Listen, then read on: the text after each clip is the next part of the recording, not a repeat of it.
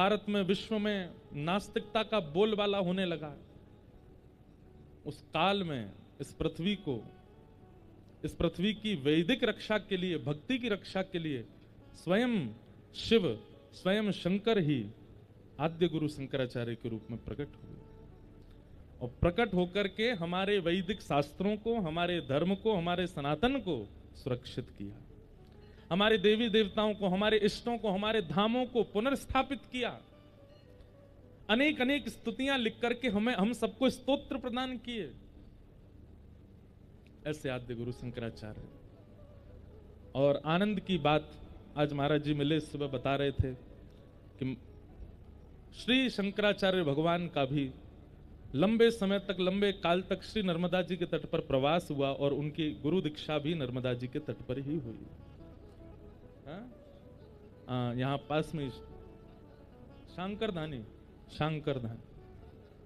शांकर घाट, हाँ, वहीं उनकी दीक्षा भी हुई। गंगा मुक्ति प्रदायिनी है, यमुना भक्ति प्रदायिनी है और श्री नर्मदा ज्ञान प्रदायिनी है। अगर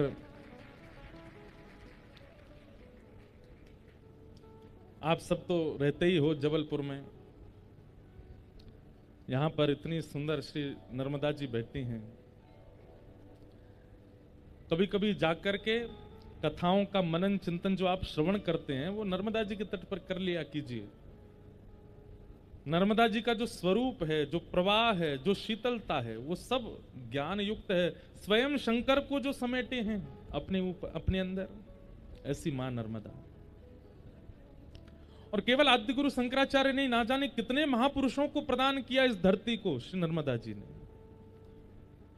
नर्मदा जी की कृपा से ही अनेक आचार्य इस पृथ्वी को प्राप्त हुए। ऐसे आद्य गुरु शंकराचार्य को हम बार-बार प्रणाम करते हैं, जिन्होंने एक मानव को सबसे पहली पहचान प्रदान की। सब लोग इधर देखिएगा, हमारी सबसे पहली पहचान हमको प्रदान करने वाले शंकराचार्य।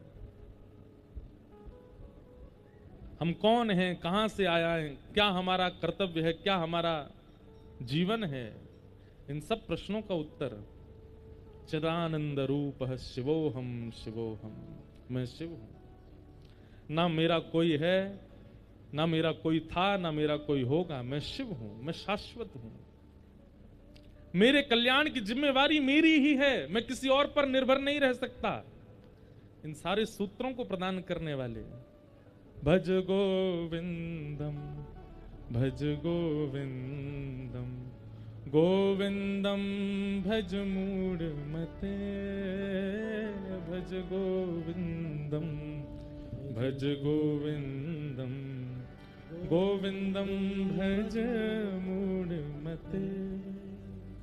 आद्य गुरु शंकराचार्य जब अपनी बाल अवस्था में थे तभी उनको अनुभव होने लगा कि मेरे जीवन का उद्देश्य जगत कल्याण, सनातन कल्याण, धर्म कल्याण है और उसके लिए मुझे गृहस्थाश्रम का त्याग करना होगा। तब अपनी मां के चरणों में निवेदन करते हुए कहते हैं कि मां, मुझे आज्ञा दें। मैं समझ चुका हूं अपने जीवन के उद्देश्य को कि मैं गृहस्थाश्रम में नहीं रह सकता, मुझे संन्यास ग्रहण करना पड़ेगा, लेकिन आपकी आज्ञा के बिना नहीं जाऊंगा। आप आज्ञा करेंगी तो ही मैं ग्रहण करूंगा।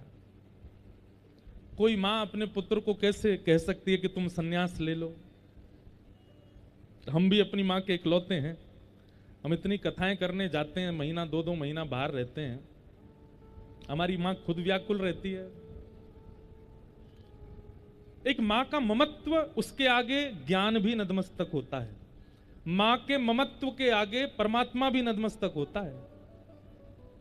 मां के ममत्व के आगे कभी कभी तीनों लोक नतमस्तक हो जाते हैं। वो ममता है, वो प्रेम की चरमोत्कृष्ट स्थिति है, उस पर उसको कोई आक्षेप नहीं कर सकता।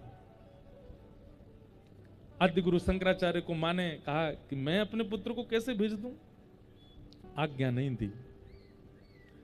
लेकिन एक बात हमारी बहुत ध्यान से सुनिएगा।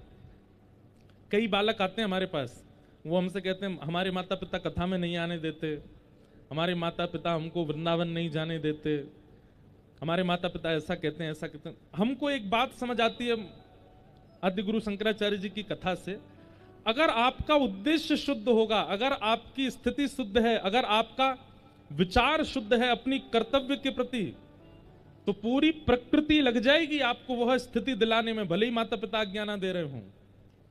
आपका उद्देश्य शुद्ध नहीं है तो माता पिता को दोषित मत कीजिए कि हमको आज्ञा नहीं दे रहे। आपका उद्देश्य शुद्ध नहीं है, इसीलिए प्राप्त नहीं हो रहा है आपको। और वो कैसे घटा? मां ने मना कर दिया कि नहीं, संन्यास नहीं लेना है, तो ठीक है मां, जैसी आपकी आज्ञा। दोबारा जिद नहीं की मां से। एक दिन मां के साथ स्नान करने के लिए नदी में गए तो एक मगरमच्छ आया और आकर के बालक शंकराचार्य के पैर पकड़ लिया और पकड़ करके भीतर ले जाने लगा। तो उन्होंने एक बार घोष किया, मां बचाओ। अब तो मां ने प्रयास किया, लोगों को बुलाने लगी, जल्दी आओ, बचाओ बचाओ बचाओ। तब बीच नदी में डूबते डूबते शंकराचार्य भगवान अपनी मां से कह रहे हैं, मां मुझे कोई नहीं बचा पाएगा, केवल एक तरीका है। बोले क्या? मुझे आज्ञा दे दो कि मैं संन्यास ग्रहण कर लूं। आप अभी आज्ञा दे दीजिए। कोई अपने बालक को डूबता कैसे देखे? मां ने कहा, तू जैसे चाहे वैसे रहना, तू चाहे तो संन्यास ले लेना, लेकिन तू वापस बाहर आ जा। जैसे ही संन्यास की आज्ञा दी, ग्राह ने पैर छोड़ दिया, चला गया और बालक शंकराचार्य बाहर आ गए। और मां से कहा, मां बस आपकी आज्ञा की प्रतीक्षा। अब इस कथा से आपको क्या समझ में आया? आपका उद्देश्य यदि पवित्र है, आपकी विचारधारा यदि पवित्र है, आपकी मनोबुद्धि यदि किसी कार्य के प्रति पूर्ण समर्पित है, तो माता पिता पत्नी इनकी आज्ञा ना भी मिले तो प्रकृति ऐसी योजना बनाएगी कि आपका वह कार्य हो, कैसे भी हो। श्रीमद वल्लभाचार्य जी महाराज गृह त्याग का भाव रख रहे थे, लेकिन पत्नी से आज्ञा ले रहे थे कि आप कहो तो मैं जाऊं। पत्नी ने नहीं कहा, आज्ञा नहीं दी। और जब तक पत्नी नहीं कहे कैसे जाऊं मैं? पत्नी कहेगी तो ही जाएंगे। और गृहस्थी का ये नियम है कि अगर उसको गृहस्थाश्रम के बाद संन्यास लेना है तो पत्नी की आज्ञा लेनी होगी, और विवाह से पहले संन्यास चाहिए तो माता पिता की आज्ञा लेनी होगी। इतने में ही कुछ दिन बाद घर में आग लगी, और जैसी घर में आग लगी तो आप तो भीतर ही बैठे थे। इतने में पत्नी जोर से चिल्ला के बोली, जल्दी घर से निकल जाओ। जैसे ही ये बात सुनी, बोले बस यही आज्ञा ही तो चाह रहा था मैं आपसे, आपने आज्ञा दे दी, अब जा रहे हैं। अब घर में आग लगना भी उनके पवित्र उद्देश्य के कारण, क्योंकि पत्नी की आज्ञा तभी होगी। निकल गए काशी। तो उद्देश्य यदि आपका पवित्र है तो प्रकृति लग जाएगी आपको उस वस्तु को प्राप्त कराने में, और उद्देश्य अपवित्र है तो कई बार वस्तु मिलने पर भी आपका सर्वनाश कर देगी। जैसे रावण चाहता था कि मैं दिग्विजय करूं, क्या ज्ञान नहीं था, क्या संस्कृत नहीं बोलता था, क्या स्तुतियां नहीं बनाता था। स्वयं महादेव जाते थे लंका उसके पास, वहीं बैठ करके अपना अभिषेक कराते थे, नवीन नवीन रचनाएं बना करके महादेव के चरणों में अर्पित करता था। लेकिन सब कुछ होते हुए भी उद्देश्य उसका पवित्र नहीं था। मिली तो सब वस्तु जो जो वो चाहता था, लेकिन उसका परिणाम आज तक भोग रहा है रावण। आज तक जलाया जाता उसके स्वरूप को। तो मां ने आज्ञा तो दे दी, लेकिन शंकराचार्य जी से कहा, सुनो तुम भले ही संन्यास ग्रहण कर लो, लेकिन मेरी एक इच्छा पूरी करनी होगी। क्या? कि मेरे अंतिम काल में आपको आना पड़ेगा। आप मेरे सामने होगे, मैं आपको देखते हुए प्राण त्यागूंगी। ये वचन मुझे देना होगा। आज भी हमारे शास्त्रों में नियम है कि अगर त्रिदंड भी आपने धारण किया है, आप किसी के सामने नहीं झुकेंगे, लेकिन अगर परम विरक्त हो चुके हैं, संन्यास धारण कर लिया, त्रिदंड हाथ में ले लिया है, आप मंच पर बैठ करके वैदिक भावों का प्रवचन कर रहे हैं, और उसी समय यदि आपकी मां प्रवचन में आ जाए और उनको यदि आपने सर झुकाकर हाथ जोड़ के प्रणाम नहीं किया तो आपको अपराध लगेगा, क्योंकि जन्मदात्री मां है।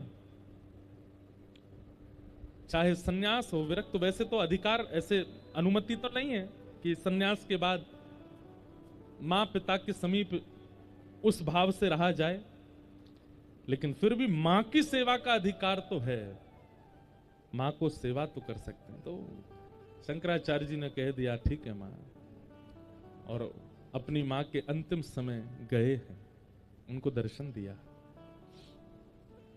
ऐसे आद्य गुरु शंकराचार्य, उनको हम बारंबार प्रणाम करते हैं। साथ ही आज शेषावतार श्री रामानुज स्वामी जी महाराज का भी मंगल दिवस है। जिस श्री वैष्णव परंपरा में हम दीक्षित हैं, जिनकी कृपा से श्रीमन नारायण भगवान की सेवा अर्चना वंदना सबका सौभाग्य हमें प्राप्त है। दक्षिण में 4 संबंध हैं भगवान नारायण के रामानुजाचार्य जी से, पिता पुत्र गुरु और शिष्य। रामानुजाचार्य जी को ठाकुर जी गुरु भाव से भी देखते हैं, शिष्य भाव से भी देखते हैं, पिता भाव से भी देखते हैं, पुत्र भाव से भी देखते हैं। श्री तिरुपति बालाजी नाम सुना सबने। श्री तिरुपति बालाजी के जो ठाकुर जी हैं वो रामानुजाचार्य जी को अपना गुरु मानते हैं, ठाकुर जी गुरु मानते हैं रामानुजाचार्य जी को।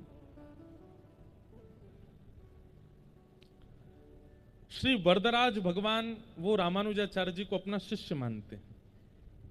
यहां पे भगवान गुरु हैं और रामानुजाचार्य जी शिष्य हैं।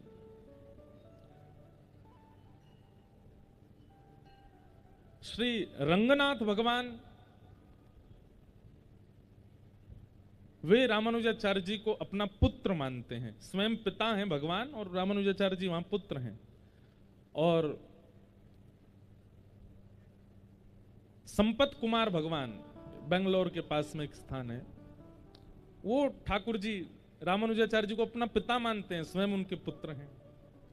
ठाकुर के तोहे मोहे नाते अनेक मानिए जो भावे, अनेक नाते हैं ठाकुर जी के रामानुजाचार्य जी से। ऐसे शेषावतार श्री रामानुज स्वामी जी को हम बारंबार प्रणाम करते हैं, वंदन करते हैं।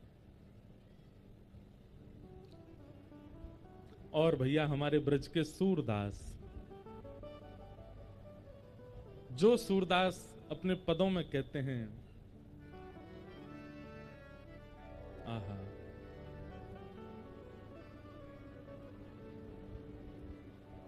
भरोसो दृढ़इन चरणन केरो, भरोसो दृढ़इन चरणन केरो। श्री वल्लभ नख चंद्र छटा बिन, श्री वल्लभ नख चंद्र छटा बिन, सब जग माही अंधेरो, सब जग माही अंधेरो, भरोसो दृढ़ चरणन केरो, भरोसो दृढ़ चरणन के। साधन और नाहिया कली में, साधन और नाहिया कली में, जासो होत निवेरो, जासो होत निवेरो। सुर कहाँ कहे दुविध आंधरो, सुर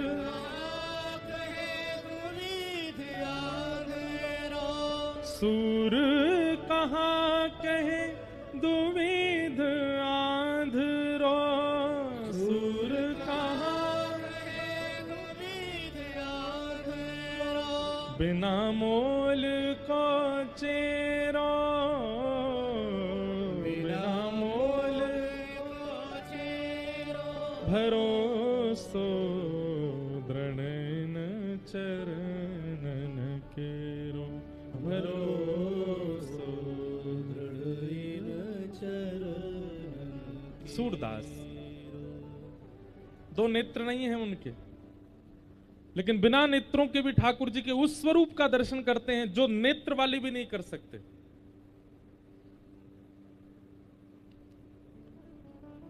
अर्धरात्रि का समय और सूरदास जी के पास कोई सेवक बैठा था। सूरदास जी कुछ गा रहे थे, आंख नहीं है सूरदास जी की।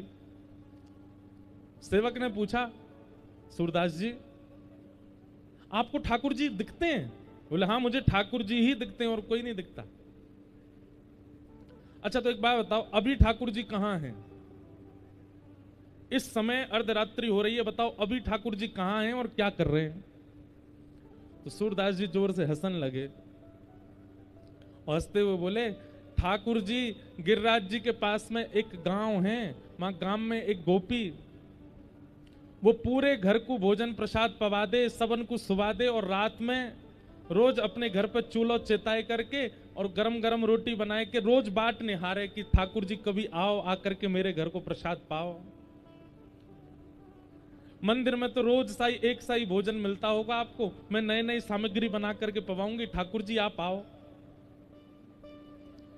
ठाकुर जी वही गोपी के यहां गए और वाके हाथ से रोटी खा रहे हैं, हाथन की बढ़िया पानी लगा करके रोटी बनाई है, वही पा रहे हैं ठाकुर जी, अभी मुंह दिख रहे हैं। सेवक बोला, कहां पर रहती है ये गोपी? बोले पास में गांव है, वहां गांव में एक पोखर है, उस पोखर के पास में 3 नंबर को घर है, वही घर में है।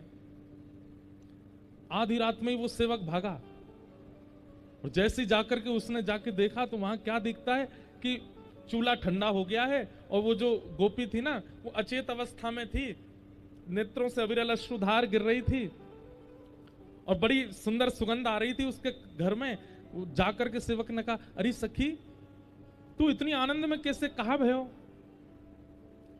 तो वो कहवे कि अरे इतने दिनाते पुकार रही, इतने दिनाते बुला रही, आज मेरे घर साक्षात नंद नंदन आए और मेरे हाथ से रोटी पाए करके गए, आज मुझको सुख प्रदान करके गए, अपनों बना करके गए, मेरी सेवा स्वीकार करके गए हैं। उस सेवक ने जब ये बात सुनी दौड़ करके गए और श्री सूरदास जी के चरणों में प्रणाम किया। बोले भगवान आप धन्य हैं, आपके पास नेत्र नहीं है लेकिन आपको प्रत्यक्ष पता है कि ठाकुर जी कहां क्या लीला कर रहे हैं, कैसे। मुझे और कुछ नहीं जानना, केवल इतना बताइए कि आप बिना नेत्रों के ठाकुर जी का ये अनुभव कैसे कर लेते हैं कि वो कहां क्या लीला कर रहे हैं। तब सूरदास जी कहते हैं ये पद जो अभी हम गा रहे थे, भरोसो, भरोसा किसमें? दृढ़ चरणन केरो, अपने गुरु के प्रति प्रगाढ़ भरोसा, गुरु के प्रति अखंड भरोसा, गुरु आज्ञा के प्रति अविचल विश्वास, उसका यह प्रमाण है कि मैं नेत्र ना होते हुए भी ठाकुर जी की लीला का अनुभव कर लेता हूं, दर्शन कर लेता हूं। ये भैया की आवाज न कम है सके तो देख लियो। भरोसो दृढ़ चरणन केरो। तो ऐसे पावन दिवस पर हम लोग आज कथा श्रवण कर रहे हैं, ये हमारा परम सौभाग्य है। कल हम लोगों ने महात्म की चर्चा श्रवण की, जिस महात्म में भक्ति ज्ञान वैराग्य की पुष्टता की कथा सुनाई गई। साथ ही आत्मदेव ब्राह्मण के यहां कैसे एक बालक ने दुष्टता को प्राप्त किया और श्रीमद् भागवत की कथा से ही उनकी प्रेत योनि से निवृत्ति हुई। इस प्रकार महात्म महत्व सुनाया गया भागवत जी का। आज से प्रथम स्कंद की कथा प्रारंभ है, सब लोग ध्यान से श्रवण करें। ओम नमो भगवते वासुदेवाय। कि जन्माद्यस्य तोन्वयादितरतः चार्थे स्वविज्ञस्वराट्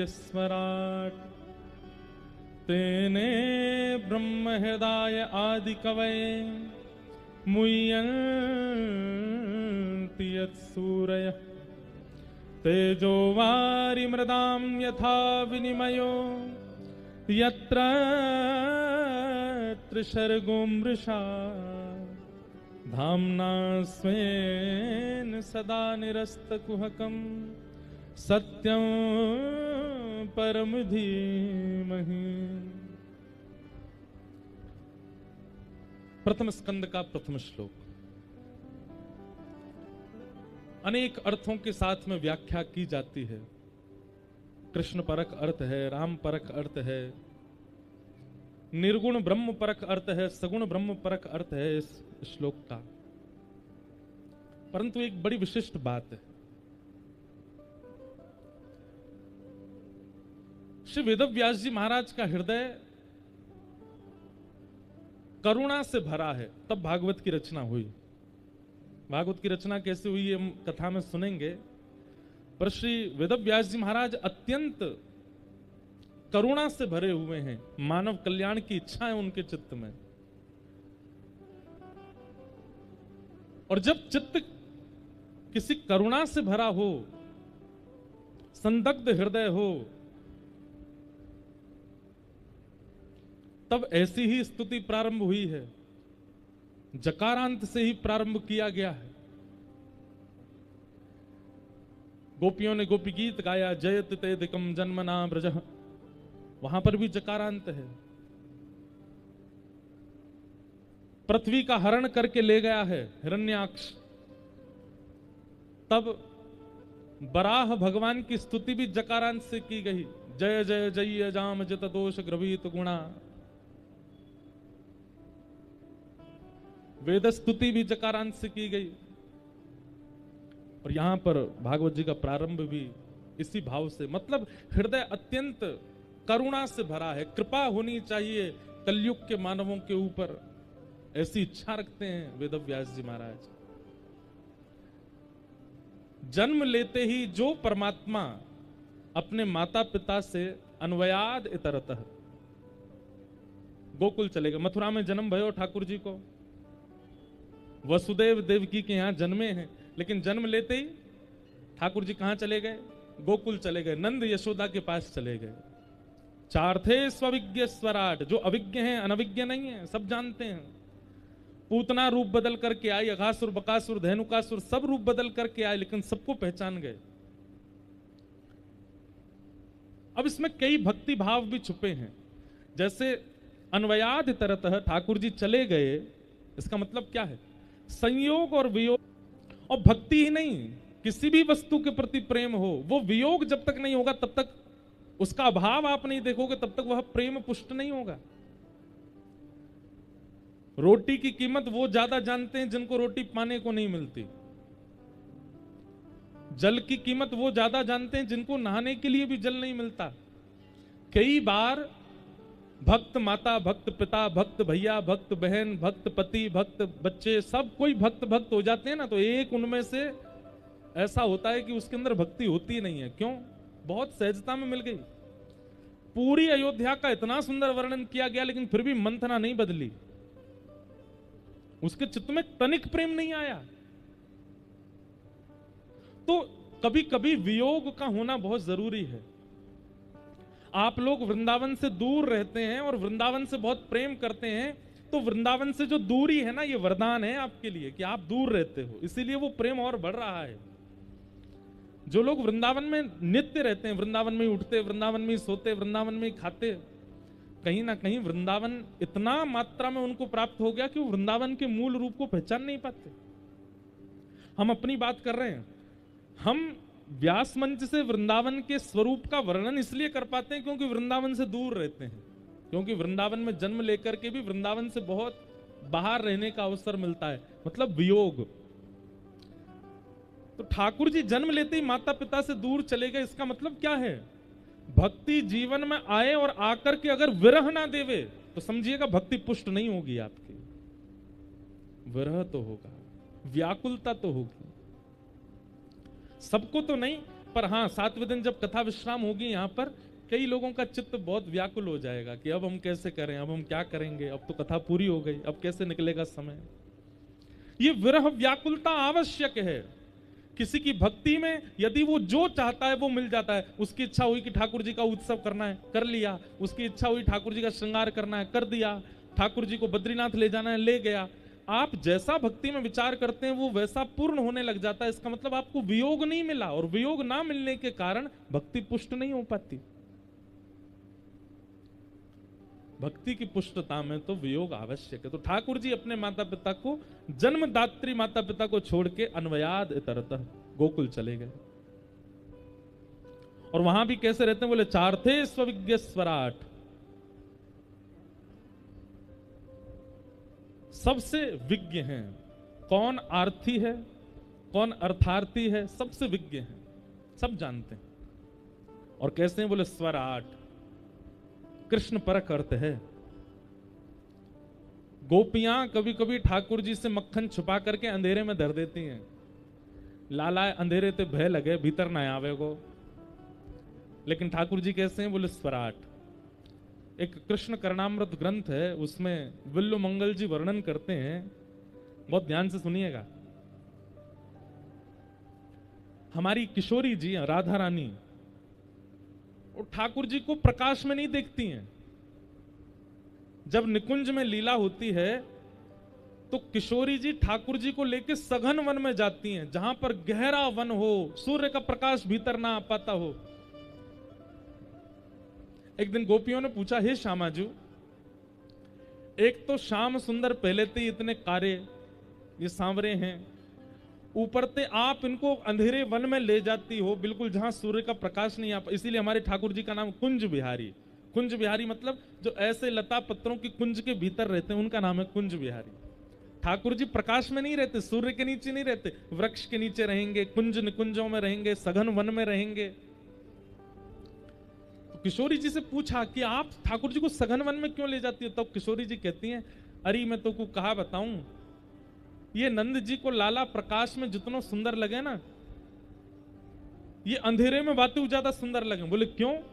बोले ज्यों ज्यों अंधेरो है तो जावे, ज्यों ज्यों सघन वन प्रकट होवे, त्यों त्यों कृष्ण के जो वास्तविक अंग की कांति है, ठाकुर जी का वर्ण भी कृष्ण है और कांति भी कृष्ण है, मणि की तरह चमकते हैं ठाकुर जी। बोले जब सघन वन में, घनघोर वन में भीतर जाते हैं, जहां सूर्य का प्रकाश नहीं, वहां ठाकुर जी के रो रो चमकते हैं, वहां ठाकुर जी का मुख गाल चमकता है, ठाकुर जी के कर्णरंध्र चमकते हैं, नाक चमकती है, ठाकुर जी का मुख ऐसे जैसे मानो कोई कोई मणि चमक रही हो, और उन श्री कृष्ण का दर्शन अद्भुत होता है। तो विल्लु मंगल जी कहते हैं कि ठाकुर जी जितने अंधेरे में जाते हैं, जितनी अमावस्या की रात होती है, श्याम सुंदर उतने ज्यादा प्यारे लगते हैं। क्यों? क्योंकि उनकी कांति कृष्ण है, स्वराट। ठाकुर जी को प्रकाशित होने के लिए सूर्य चंद्र की आवश्यकता नहीं है, वो स्वयं से प्रकाशित रहते हैं। कई लोगों को आपने देखा होगा, आप लोग तो इतनी सभा में नहीं जाते, हम तो बहुत सभाएं करते हैं, कथा ही करते हैं। किसी किसी व्यक्ति की कांति ऐसी होती है कि सभा में 1000 लोग हैं लेकिन वही दिखता है, और किसी पर दृष्टि नहीं पड़ती। उससे बढ़िया वस्त्र पहन के कोई आ जाए, उससे बढ़िया दिखने वाला कोई आ जाए, हुष्ट पुष्ट आ जाए, लेकिन एक व्यक्ति की मुखमंडल की कांति ऐसी होती है कि हजारों में वो अकेला दिख जाता है। और विशेष रूप से संतों में आप इस चीज का दर्शन करोगे। आप हजारों की तादाद में जब देखोगे किसी को, तो एक महापुरुष जो जिसका भजन श्रेष्ठ है, जिसकी भावना श्रेष्ठ है, वो अलग ही दिखेगा सबसे। क्यों? क्योंकि भजन मुख में नहीं होता, नाम में, जीव में नहीं है, उसकी कांति में आने लग जाता है। ठाकुर जी की कांति कृष्ण है, कर्षतीत कृष्ण, जो कर्षण करे, आकर्षण करे, अपनी ओर खींचे, ऐसी कांति है श्री कृष्ण की।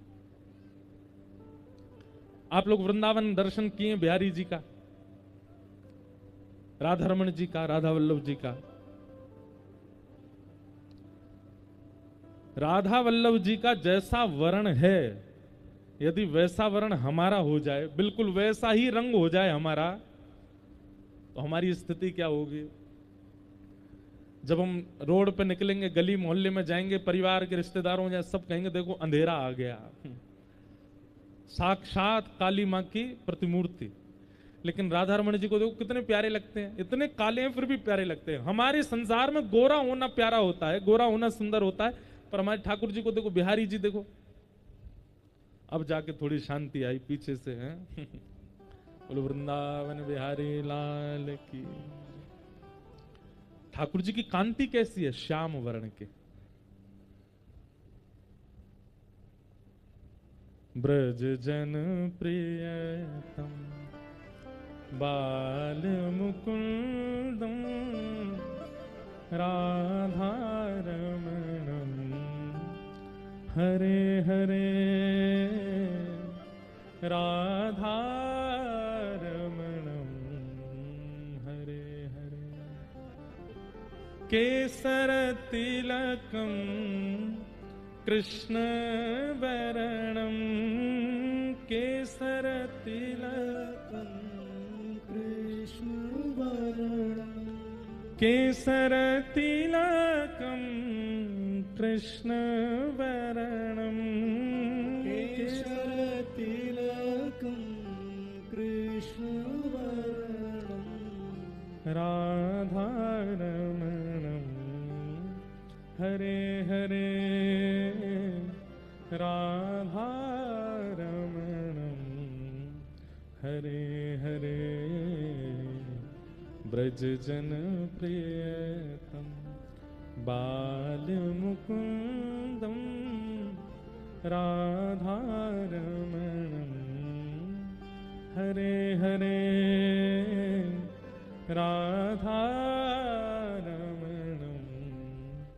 हरे हरे। कृष्ण वर्ण है ठाकुर जी का। आहा, इदानिम कृष्णताम गतः। लेकिन फिर भी कैसे हैं? बोले स्वराट, प्रकाशित रहते हैं ठाकुर जी। कितनी भी अंधेरे में छुपाए दें गोपी ले जाके मटको, लेकिन ठाकुर जी जैसे जैसे अंधेरे में प्रवेश करते हैं वो स्वयं ही चमकने लग जाते हैं और उनको दिख जाता है कहां क्या है। ब्रह्म परक अर्थ ऐसा है कि सूर्य चंद्र को भी जो अपने अपने से तेज प्रदान करते हैं, प्रकाशित करते हैं, उस स्वराट। और तेने ब्रह्म हृदय आदि कवि, आदि कवि ब्रह्मा को भी जिन्होंने अपनी लीला से ज्ञान प्रदान किया। संपूर्ण कृष्ण लीला है एक ही श्लोक में। जब ग्वाल बालों का हरण करके ले गए ब्रह्मा जी, तब ठाकुर जी ने अपनी बाल लीला से उनके चित्त में, चित्त का जो संशय था उसको विनाश किया, उसको दूर किया। मुह्यन्ति यत् सूरय, अपनी लीला पर गिरिराज धारण करके देवताओं के राजा इंद्र को भी जिन्होंने मुह्यन्ति, मोहित कर लिया। चरणों में आकर के प्रार्थना करने लगा इंद्र, पिता गुरुस्त्वम जगतामधीशो, आप मेरे पिता हैं, आप मेरे गुरु हैं, आप जगत के पिता गुरु हैं, मुझे क्षमा करें। ऐसे श्री कृष्ण यत्रत्र शर्गोम वृषा, जिनकी लीला से यह माया रूपी सृष्टि भी कभी कभी सत्य सी प्रतीत होने लगती है। जो सृष्टि अमृष है, सत्य नहीं है, एक पानी के उठे बुदबुदे की तरह है, कभी भी नष्ट हो सकती है। लेकिन इसका अर्थ करते हुए हमारे ब्रज के रसिक संत कहते हैं कि अगर कृष्ण भक्ति चित्त में है तो यह सृष्टि भी कहीं ना कहीं सार्थक लगेगी, ये माया भी सार्थक लगने लगेगी। जिनकी लीला, जिनकी कथा, जिनका स्मरण, जिनका नाम इस पृथ्वी की स्थिति को सार्थक बनाता है। धामना स्वेन सदा निरस्त कुहकम सत्यम परम धीमहि। ऐसे ठाकुर जी जिन्होंने 3 स्थानों पर लीला की, ब्रज धाम, द्वारिका धाम और हस्तिनापुर, और तीनों लीलाओं को करते हुए अंत में उद्धव को अपना ज्ञान उपदेश प्रदान करते हुए, भागवत धर्म का निरूपण करते हुए वही परम सत्य अपने स्वधाम को प्रस्थान कर गए। ऐसे परम सत्य श्री कृष्ण को हम बारंबार प्रणाम करते हैं, उनको वंदन करते हैं। सत्यम परम धीम, सत्य और परम सत्य। ठाकुर जी परम सत्य है, ठाकुर जी सत्य हैं, पर ठाकुर जी की लीला परम सत्य है, ठाकुर जी का नाम परम सत्य है। ऐसे परम सत्य परमात्मा को हम वंदन करते हैं। सत्यम परम धीमहि। 3 बार सत्य की वंदना है भागवत जी में, प्रारंभ में, मध्य में और विश्राम में। सत्यव्रतम सत्य परम सत्यम सत्यस्य योनिम निहितम च सत्ये सत्यस्य सत्य मृत सत्य नेत्रम सत्यात्मकम त्वाम शरणम प्रपन्ना। श्री कृष्णावतार के समय देवता 9 बार सत्य कहते हैं ठाकुर जी को, और अंत में भी सत्यम परम धीमहि कह करके मानो सत्य सत्य सत्य 3 बार आदि मध्य और अंत में कहकर के वेदव्यास जी कहते हैं कि श्री कृष्ण अंश नहीं है, श्री कृष्ण कला नहीं है, श्री कृष्ण परिपूर्ण अवतार है भगवान का। इसलिए उनकी शरण में आपको पता है आद्य गुरु शंकराचार्य जी की हम चर्चा कर रहे थे, जो स्वयं शंकर हैं। आपकी माता जी के अंतिम काल में आद्य गुरु शंकराचार्य जी ने भी भगवान श्री कृष्ण की लीला सुनाई अपनी मैया को, और सुंदर कृष्ण ठाकुर जी की लीला के ऊपर सुंदर एक स्तोत्र रच करके मां को सुनाया, और अंतिम श्वास निकलने से पूर्व साक्षात श्री कृष्ण के दर्शन करा दिए अपनी मां को, तब वैकुंठ की प्राप्ति हुई मां को। श्री कृष्ण साक्षात पर ब्रह्म है, साक्षात परिपूर्ण ब्रह्म है। अब आप लोग कहेंगे, एक बात हमारी बहुत ध्यान से सुनिएगा, कई बार प्रश्न होता है कि भगवान श्री कृष्ण जब परब्रह्म थे तो फिर ऐसी कभी कभी कहीं कहीं हल्की लीला क्यों की उन्होंने? गोपियों के साथ रास विहार करके प्रश्न चिन्ह छोड़ गए, अनेक 16,108 विवाह करके प्रश्न चिन्ह छोड़ गए।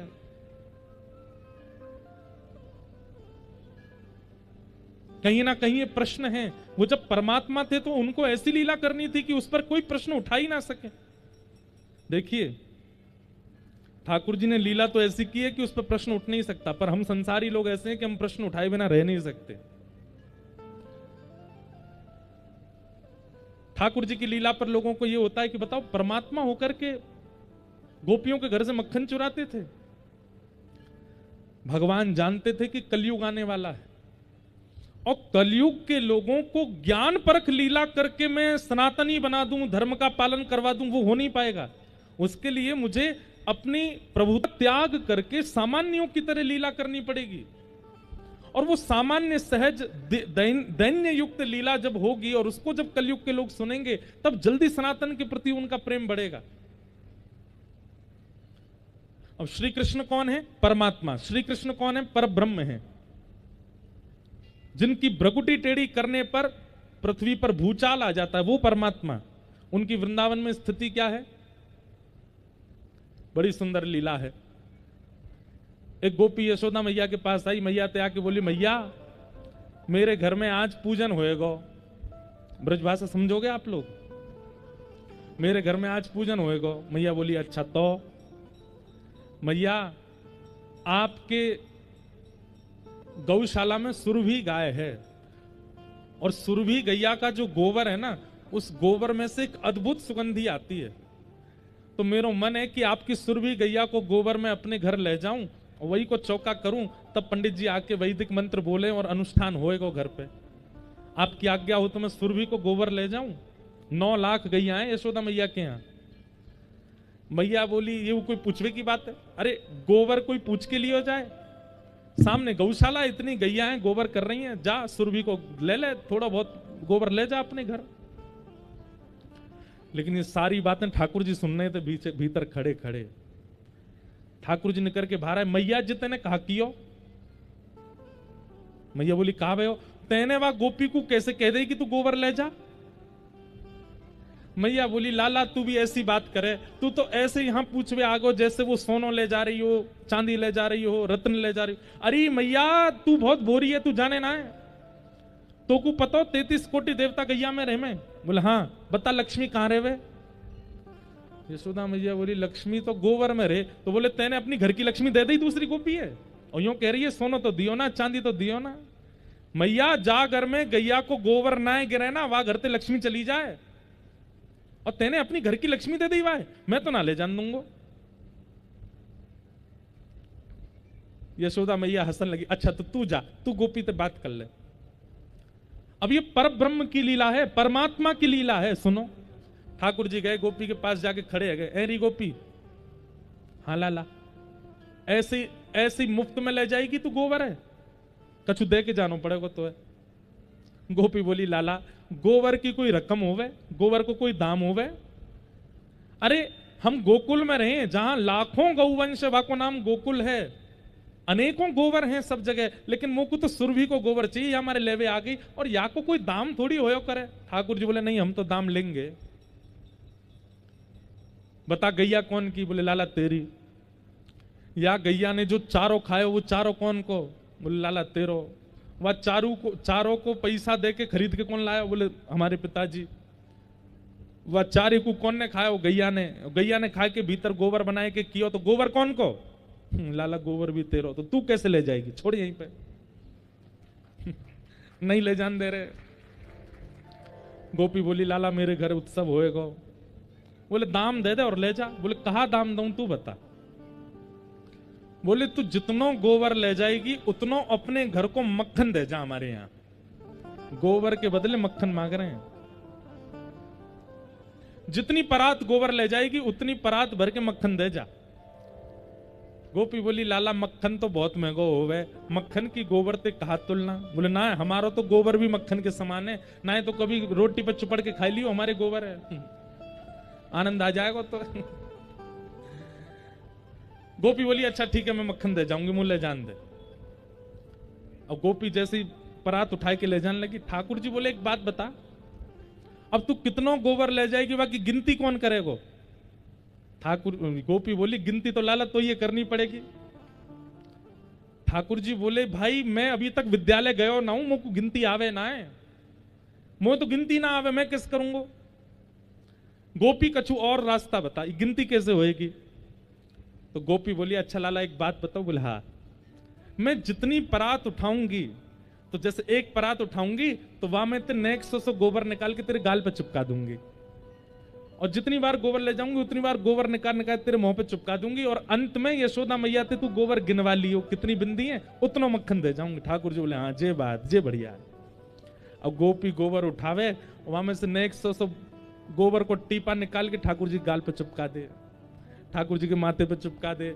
हर बार जितनी बार, अब गोपी के काम तो हो चुका पूरा, जितना गोबर चाहिए उतना ले जा चुकी है, लेकिन ठाकुर जी के गाल पर गोबर लगाने में इतना सुख मिल रहा, बार बार आ रही है, यहां लगा दे, कभी यहां लगा दे, कभी यहां लगा दे, कभी नाक के ऊपर। और ठाकुर जी भी इतने आनंद से लगवा रहे हैं कि आज तो मेरे मुंह में पानी आ रहा है। दूसरी गोपी के घर से मक्खन आवेगो, घर पे आनंद आवेगो। ठाकुर जी इतने प्रसन्न है रहे हैं, जैसे कोई बालक को पिताजी कहते हैं चॉकलेट दिलाऊंगा तो बालक उछलने लगता है, चॉकलेट मिलेगी, ऐसे ठाकुर जी बड़े आनंद में आज हमारे घर दूसरी गोपी के घर से मक्खन आवे को।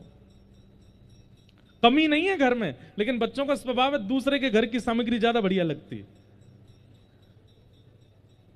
इतने में गोपी ने कहा कियो, अब की बार जब गोबर उचायो तो लाला के बगल में जाके नेक वो परात टेढ़ी कर दी, और वो गोबर सबरो ठाकुर जी के मुंह पे ही गिर गो, सबरो मुंह पे गिर गो। जैसे ही मुंह पे गोबर गिरो, ठाकुर जी दौड़े दौड़े गए, देख मैया देख, या गोपी ने कहा कियो देख मेरे संग कहा कर दियो, पूरे ठाकुर जी गोबर में है गए। यशोदा मैया लेके बैठी लाला को अपने सुंदर वस्त्र से जैसे ही मुंह पहुंचने लगी, ठाकुर जी मैया मैया रुक जा रुक जा रुक जा, मेरे मुंह मत पहुंचियो। बोले क्यों? छोटी छोटी बिंदी लग रही है भीतर, तेने पहुंच दियो सबरी मिट जाएंगी, और फिर गोपी उतना मक्खन ना देवेगी, ने अचक अचक के साफ कर। यशोदा मैया जोर से हंसन लगी, बोले वारे लाला, तेरे घर में घी को कुआं है, तेरे घर में मक्खन के पहाड़ खड़े हैं, लेकिन फिर भी दूसरी गोपीन के घर को मक्खन खावे को तू कैसो आदि है? ना मैया तू धीमे ते हटा, बिंदी ने गिन कितनी बिंदी है, और उतनी बिंदी मुझको बता दे, मैं बाकी यहां तो मक्खन लेके आऊंगा। ये हैं ठाकुर जी, ये वो परमात्मा हैं जिनके मुस्कुराहट से पूरी संसार बन जाता है, और जिनके जरा सी भ्रकुटी टेढ़ी करने पर नूतन प्रलय हो जाता है, जिनकी श्वास लेने पर समुद्र में तूफान आ जाते हैं, जिनके बैठ जाने से सूर्यास्त हो जाता है, जिनके खड़े होते ही सूर्य उदय हो जाता है, जिनके नेत्रों पर सारा ब्रह्मांड नृत्य करता है, वो परमात्मा ब्रज में जाकर के ऐसी लीला करते हैं, अपनी प्रभुता भूल जाते हैं, अपनी श्रेष्ठता भूल जाते हैं। क्यों? ताकि हम कलयुगी जीवों को सामान्य लीला से भक्ति के मार्ग पर ला सकें। ज्यादा ज्ञान परक और ज्यादा वैदुष्य परक लीला नहीं की ठाकुर जी ने, ताकि हम कलयुग के लोगों को भक्ति मार्ग स्वीकार करने में कठिनाई ना हो, इसलिए।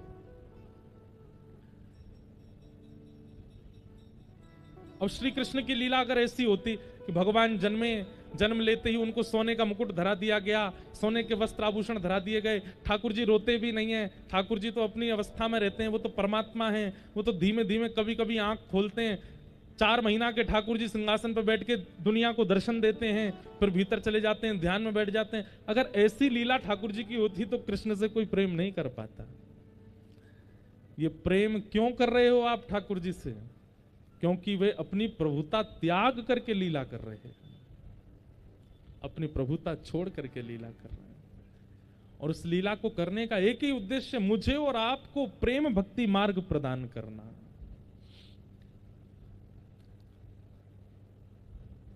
लेकिन वो भले ही कैसी भी लीला करते हो, वो परम सत्य हैं, वो साक्षात परमात्मा हैं, उन्हें हम प्रणाम करते हैं। सत्यम परम धीमहि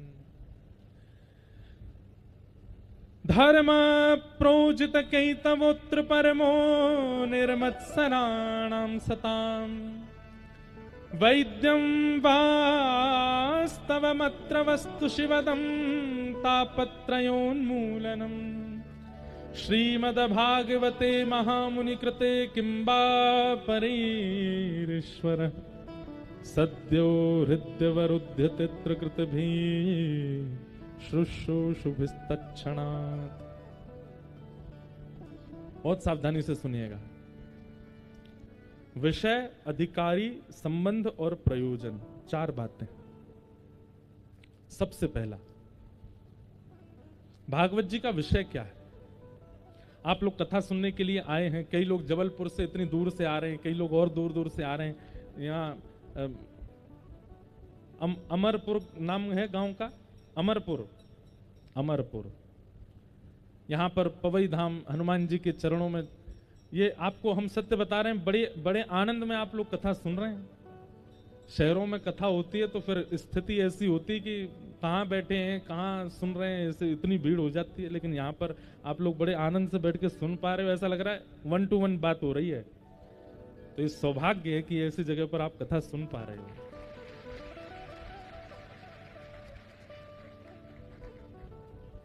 भागवत का विषय क्या है? तो धर्म प्रोजित कैतवोत्र परमो, हमारे चित्त में, सुनने वाले श्रोताओं के चित्त में परम धर्म का उद्दीपन होना, यही भागवत का विषय है। बहुत सावधानी से सुनिए सब लोग। सुनने वालों के चित्त में परम धर्म का उद्दीपन होना। लेकिन हमारी ऐसी कोई क्रिया जिससे मैं तो संभल गया, मेरा परिवार तो संभल गया, लेकिन बाकी सब बिखर गए, वो अधर्म है। जैसे पात्र होता ना, कटोरा, कटोरी, थाली, वही है धर्म का स्वरूप। उसमें रोटी भी आ जाओ संभाल लेते हैं, दाल डाल दो, सब्जी डाल दो, लड्डू डाल दो, गुड़ डाल दो, मिर्च डाल दो, सलाद डाल दो, सबको थाली संभाल लेती है। और जितनी विकसित होगी उतनी सामग्री डाल दो, सब संभाल लेगी, किसी को भी फैलने नहीं देती। यही है धर्म का स्वरूप। हम अपने जीवन का ऐसा निर्माण करें कि हम सबको संभालने में सक्षम हों, सबको धारण करने में सक्षम हों। हमारी ऐसी क्रियाएं हों, ऐसी विचारधाराएं हों, ऐसे कर्म हों जिससे सब समझ जाएं, वो धर्म है। और परम धर्म क्या है जिसके लिए यहां भागवत जी कह रही हैं? परम धर्म किसे कहते हैं? स्वयं ऐसी क्रिया करना जिससे सब समझ जाएं, ये धर्म है। पर स्वयं करते हुए औरों को भी प्रेरित करना, ये परम धर्म है। इसको परम धर्म कहते हैं। जैसे कि सूरदास जी ने अपना कल्याण तो किया, लेकिन सूर सागर ग्रंथ लिख करके गए, उसके माध्यम से आज तक कितनों का कल्याण हो रहा है, ये परम धर्म है। मीराबाई अपना कल्याण तो किया, लेकिन अपने कल्याण के साथ साथ ऐसा निर्माण करके गई मीराबाई पद पदावलियों का, उससे आज तक हम सबका कल्याण हो रहा। गोस्वामी तुलसीदास जी अपना कल्याण तो किया, होते हैं वो कहती हैं आपातकालीन स्थिति में विमान में हवा की प्रेशर कम होने पर अपने आप मास्क ऊपर से लटक जाएंगे, यात्रियों से निवेदन, पहले अपना मास्क पहने, फिर अपने बगल वाले का मास्क पहना में। यही है परम धर्म। कथाएं सुनकर के, भक्ति मार्ग में आकर के, धर्म के मार्ग पर आकर के पहले स्वयं को धर्मावली बनावें और उसके बाद जिससे मिलें प्रयास करें कि उसके चित्त में भी भक्ति मार्ग, धर्म मार्ग प्रकट हो। आद्य गुरु शंकराचार्य जी ने क्या किया? यही तो किया। और केवल 31-32 वर्ष की आयु में सब कर दिया, ज्यादा समय नहीं लगा आद्य गुरु शंकराचार्य जी को। तो भागवत जी का विषय क्या है? परम धर्म चित्त में प्रकट करना। अपने कल्याण की स्थिति तो आप सबकी हो, लेकिन अपने कल्याण के साथ साथ यह भी विचार करें, हम जिससे मिलते हैं, हम जिससे बात करते हैं, जिसके संपर्क में आते हैं, उसके चित्त में भी परम धर्म प्रकट हो। एक बात बोलें, हमसे तो ये काम बन जाता अपने आप ही। अभी ऐसा हो चुका है कि हम कहीं भी जाते हैं, हवाई जहाज में जाएं, ट्रेन में जाएं, तो 5-6 लोग अगर मिले हैं ना, तो उनमें से 3 लोग तो जय श्री कृष्ण राधे राधे बोलते ही मिलेंगे। अरे हवाई जहाज में एयर होस्टेस वेलकम बोलती ही नहीं है, अब तो राधे राधे ही बोलती हैं। देख के महाराज जी राधे राधे, आप राधे राधे करके स्वागत करती हैं। और अब तो सब जानने लग गए, पहचान जाते हैं सब जगह। औरों को तो पैसा दे करके भोजन देते हैं, हमको तो फ्री में ही सेब, अनार, केला दे जाते हैं। बोले महाराज जी आप तो प्रेम से पाओ। तो परम धर्म का मतलब क्या है? जैसा देश वैसा वेश नहीं, जैसे हम वैसे सब हो जाएं, ये परम धर्म है। कई बार ऐसा होता है कि धर्म का पालन करने वाले लोग कई बार स्थिति परिस्थिति देख करके अपना तिलक मिटा देते हैं, अपनी कंठी माला उतार देते हैं। क्यों? वहां पर अलाउ नहीं है, वहां के लोग स्वीकार नहीं करते। तो ऐसे स्थान को आप कैसे स्वीकार कर सकते हो जहां पर आपकी भक्ति स्वीकार ना की जा रही हो? जाके ही न राम वै देही तजियता ही कोटि वै रिसम यद्यपि परम स्नेही। गोस्वामी जी कहते हैं उसका त्याग करो जिसके चित्त में ठाकुर जी नहीं है। तो श्रीमद् भागवत क्या करती है? परम धर्म का बीज बोती है हमारे चित्त में। और एक बात हमारी बहुत ध्यान से सुनिएगा, आप यदि श्रीमद् भागवत के श्रोता बन चुके हैं और लंबे समय तक भागवत जी की कथा सुन रहे हैं, तो आपके चित्त में एक स्थिति आ जाएगी। क्या? तजो रे मन हरि विमुख न को संग, तजो रे मन हरि विमुख न को संग, जाके संग कुमति उपजत है, जाके संग कुमति उपजत है, पड़त भजन में भंग, पड़त भजन में भंग, तजोरे मन हरि विमुखन को संग, तजोरे मन हरि विमुखन को।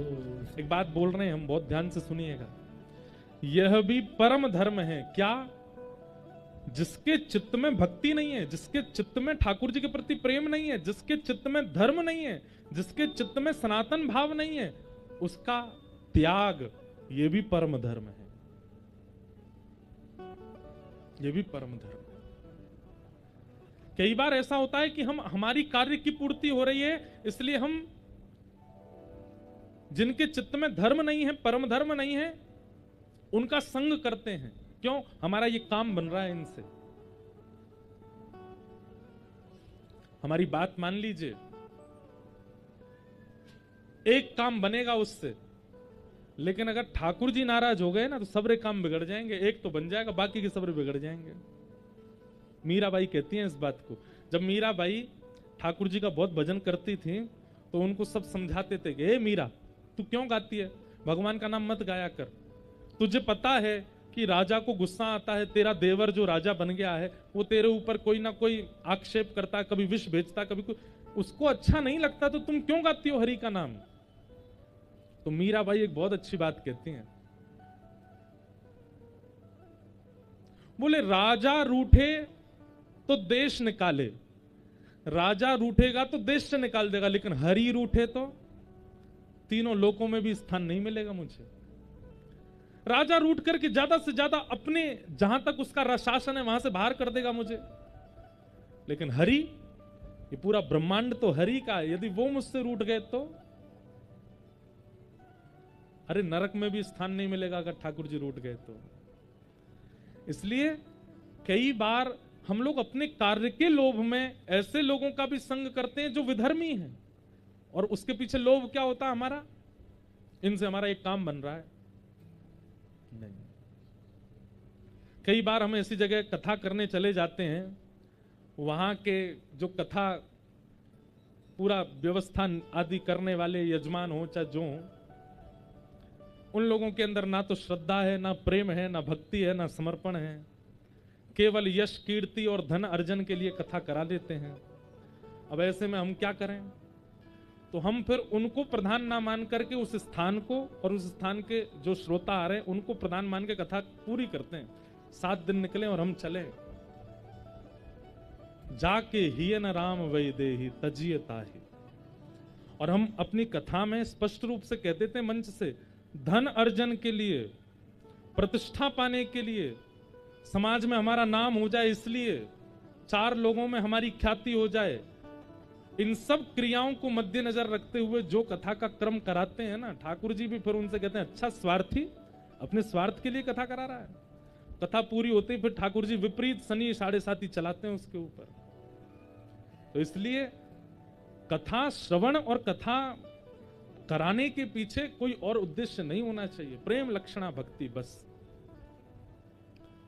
कई बार हरि विमुख लोगों से पाला पड़ता है हमारा भी, लेकिन ऐसी जगह श्रीमद् भागवत जी में ही वर्णन किया गया एकादश स्कंद में कि जब हरि विमुखों से मिलो और कुछ समय आपको रहना ही है उनके साथ, तो कैसे रहो? मौन मास्ताम, मौन रहो, हाँ जी करते रहो, अपने कार्य को पूर्ण करके वहां से प्रस्थान करो, पर हरि विमुख और हरिजन विमुख इनका संग नहीं करना, ये परम धर्म है। धर्म प्रोजित कई तवोत्र परमो निर्मत सनानाम सताम। अब यहां पर बात आई दूसरा, भागवत जी का अधिकारी कौन है? श्रीमद् भागवत कथा कहने और सुनने का अधिकार किसको है? तो कहते हैं निर्मत सराणाम सताम, जिसके चित्त में मात्सर्य दोष नहीं है उसी को ही अधिकार है। मात्सर्य किसको कहते हैं? ईर्ष्या को। किसी की उपलब्धियां सुनकर के, किसी का यश गौरव सुनकर के, किसी की प्रतिष्ठा सुनकर के यदि आपको उससे ईर्ष्या होती है तो आप मात्सर्य दोष से युक्त हो, आपको कथा सुनने का अधिकार नहीं है। हमारे पड़ोसी की कमाई हमसे ज्यादा हो रही और आपको जलन हो रही है उससे, तो आप कथा समझ नहीं पाओगे, सुन नहीं पाओगे। और कहीं ना कहीं वक्ता में भी ये गुण आ जाता है ना कि किसी और के प्रति ईर्ष्या, ऐसे वक्ता की वाणी भी प्रभाव छोड़ना बंद कर देती है, उसकी वाणी का कोई प्रभाव नहीं होता फिर। मात्सर्य दोष, एक बात हमारी बहुत ध्यान से सुनिएगा सब लोग, इधर देखो। आपके अंदर यदि क्रोध दोष है, आपके अंदर यदि लोभ दोष है, आपके अंदर यदि काम दोष है, आपके अंदर यदि मोह दोष है, सब स्थितियों में आपको ठाकुर जी स्वीकार कर लेंगे, लेकिन ईर्ष्या दोष है कभी स्वीकार नहीं करेंगे ठाकुर जी। हमने आज तक नहीं सुना कि ठाकुर जी ने किसी ईर्ष्यालु पर परम कृपा की हो ना, ईर्ष्यालु पर कृपा नहीं करते ठाकुर जी। जिसके चित्त में ईर्ष्या है, और वही है मात्सर्य दोष, निर्मत सराणाम सताम। इसलिए ईर्ष्या दोष से बचिए, मात्सर्य दोष। कल हम लोग तुकाराम जी की बात सुन रहे थे। संत श्री तुकाराम जी महाराज वो ज्यादा ज्ञानी नहीं थे, ज्यादा संस्कृत साहित्य उनको नहीं आता था, अपनी मराठी भाषा में कीर्तन लिखते थे। और बहुत सुंदर कीर्तन गाते थे। अब ये तो मध्य प्रदेश है, यहाँ तो मराठी हम बोल नहीं सकते, 2-3 अभंग मुझे आते हैं तुकाराम जी के।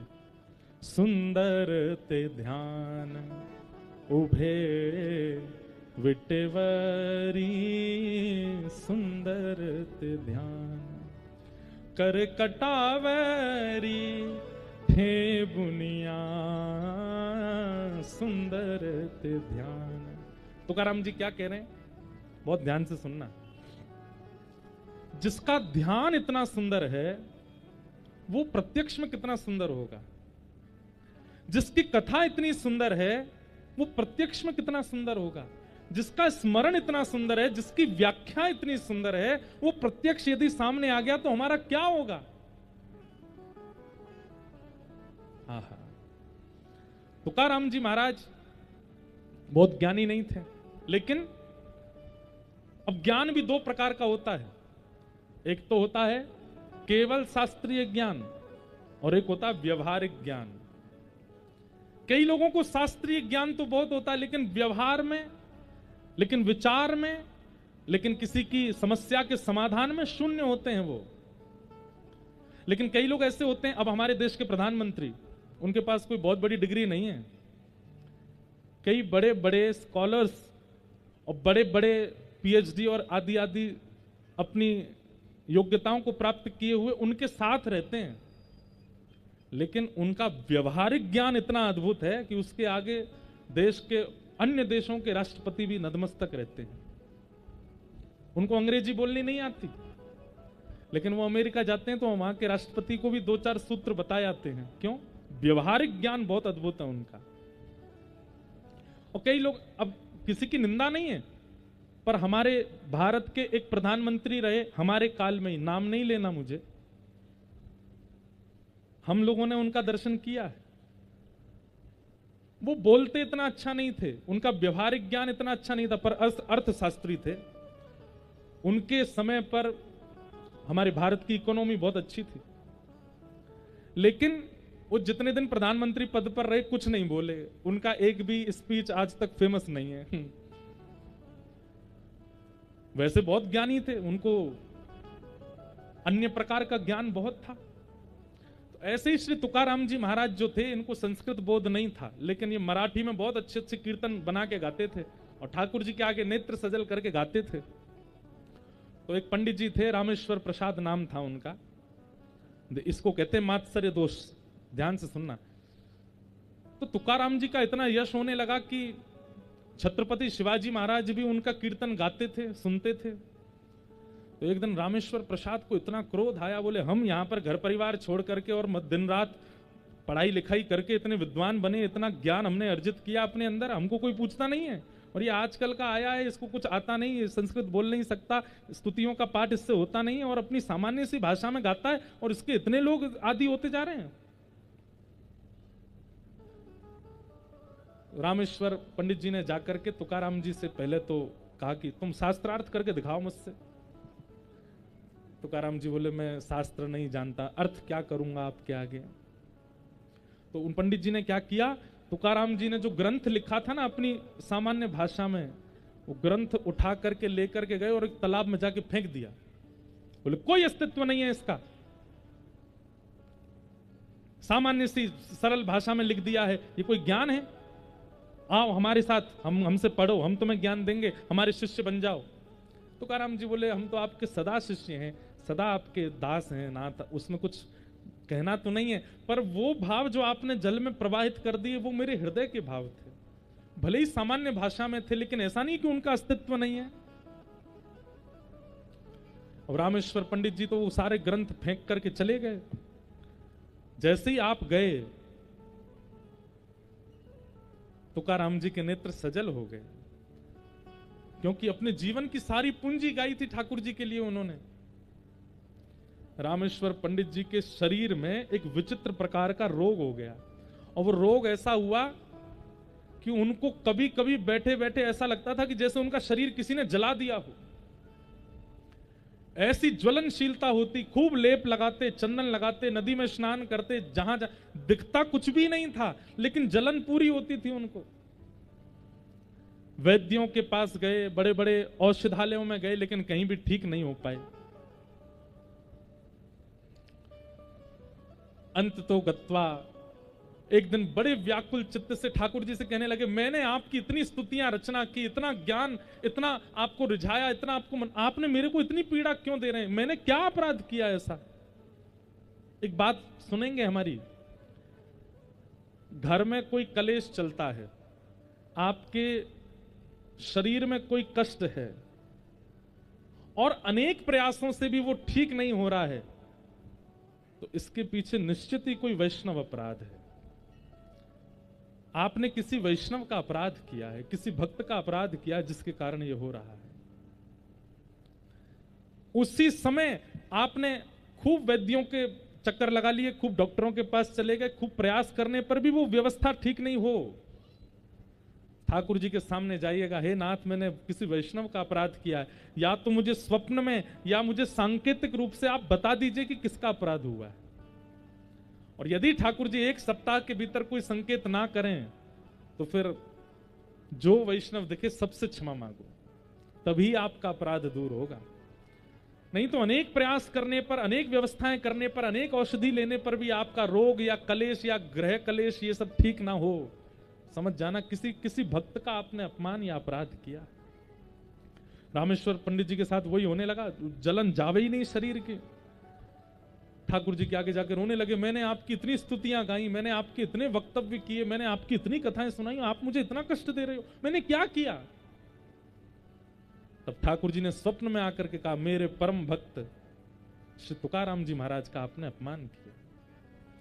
वो भाव राज्य में रहकर के मेरी सेवा करते हैं, भाव राज्य में रहकर के मेरे लिए पद लिखते हैं। वो ज्ञानी नहीं है, उनको इतना आता नहीं है, उनको इतना बोध नहीं है शास्त्रों का, तो आप उनको कुछ नहीं समझते और आप जाकर के उनका अपमान कर रहे थे। और अपमान तो किया, ये तो एक बात, उनके जो ग्रंथ थे उसको प्रवाहित कर दिया आपने। आपके शरीर की ज्वलन तब दूर होगी जब आप तुकाराम जी के पास जाकर के नतमस्तक होकर के क्षमा मांगोगे।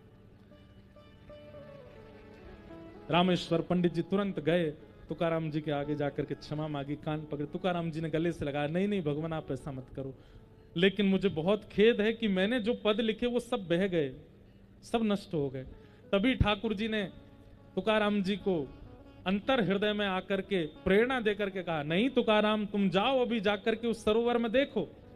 और जैसे तुकाराम जी ने जैसे सरोवर में जाके देखा, तो तुकाराम जी के द्वारा लिखे गए जितने भी पद थे वो ऐसे तैर रहे थे जैसे कमल, कमल पर कितनी भी बूंद आ जाए वो उसको गीला नहीं करती, ऐसे सारे पत्र कमल के भांति हो गए और उन पर जल का कोई प्रभाव नहीं और सब सुरक्षित हो गए। तुकाराम जी ने सबको लेकर के हृदय से लगाया। इसका मतलब क्या है, ये कथा हमने क्यों सुनाई? मात्सर्य दोष, दुनिया में जितने दोष हैं, काम, क्रोध, लोभ, अहंता, ममता आदि आदि जो भी आपके अंदर दोष हैं, सब एक तरफ, और ईर्ष्या एक तरफ। बाकी जितने भी दोष हैं उन सबके साथ ठाकुर जी आपको स्वीकार कर लेंगे। ठाकुर जी ने क्रोधियों को भी स्वीकार किया है, कामियों को भी स्वीकार किया है, मोहियों को भी स्वीकार किया है, अनेक अनेक दोष युक्तों को ठाकुर जी ने स्वीकार किया, लेकिन ईर्ष्यालु को स्वीकार नहीं किया। एक कथा आप मुझे नहीं सुना सकते कि किसी के चित्त में ईर्ष्या थी लेकिन वो रोज मंदिर जाता था, ठाकुर जी ने उसको स्वीकार कर लिया, कभी नहीं। ईर्ष्यालु ठाकुर जी को प्रिय नहीं है। इसलिए भागवत जी के 2 श्लोक में 2 भाव में कहा गया, अधिकारी कौन है कथा का? निर्मत्सराणाम सताम, जिसके चित्त में मात्सर्य दोष नहीं है। इसलिए भैया अभी विचार कर लीजिए, किससे ईर्ष्या होती है आपको, और जिसके नाम से, जिसके रूप से, जिसके काम से आपको ईर्ष्या होती है, इन 7 दिन की कथा के बाद वो ईर्ष्या प्रेम में बदलनी चाहिए, नहीं तो आपका कथा सुनना व्यर्थ हो जाएगा। ईर्ष्या नहीं, ईर्ष्या दोष नहीं।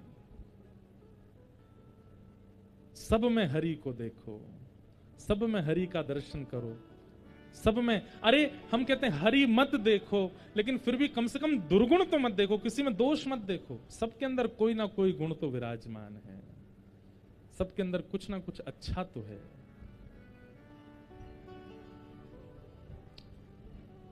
ढूंढ लिया जग सारा मैंने, दर्शना तेरा पाया।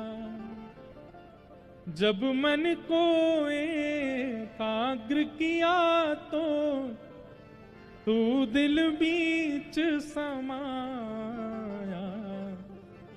सर्वत्र रहने वाले श्री राधा रमण हमारे,